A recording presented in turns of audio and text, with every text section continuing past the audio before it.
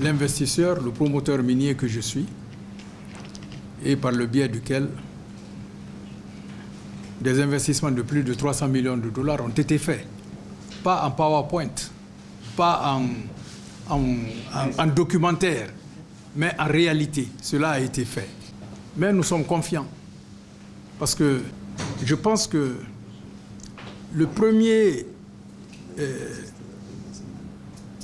critère d'un État, c'est d'attirer les investissements et surtout de les garder. Et nous, de ce point de vue-là, il est clair que les investissements qui ont été réalisés sont visibles. Absolument. Et surtout que ce sont des choses qui rapportent beaucoup à l'État guinéen. Et nous avons travaillé sur un des permis qui a été retiré. Nous avons travaillé là-dessus. Ça, c'est le permis de Axis, en amodiation.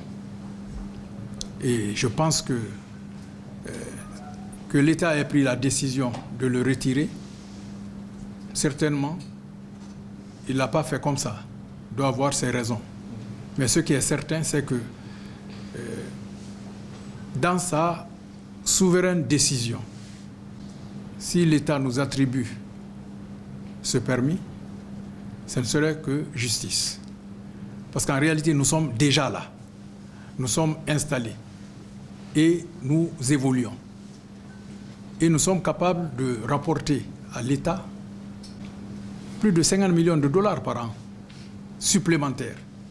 C'est-à-dire des montants que l'État n'avait pas jusque-là et qui étaient payés à l'amodiataire.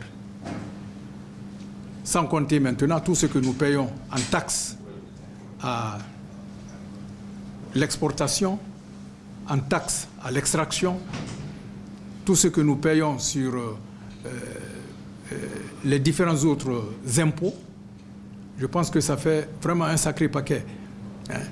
C'est-à-dire, nous avons une avance par rapport certainement à d'autres qui pourraient compétir avec nous, parce que nous sommes déjà là.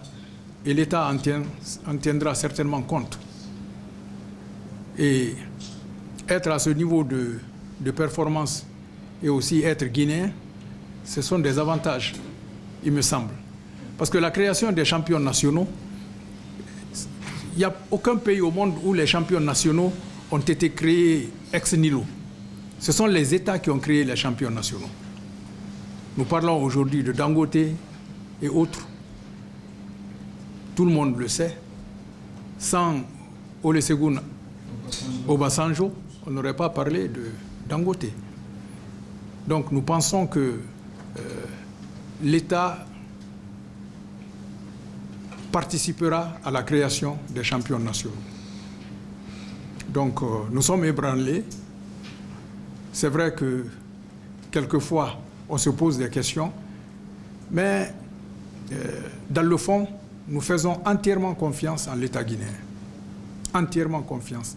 Parce que tous les actes que nous posons et toute notre activité va dans le sens de la refondation qui est le maître mot du CNRD.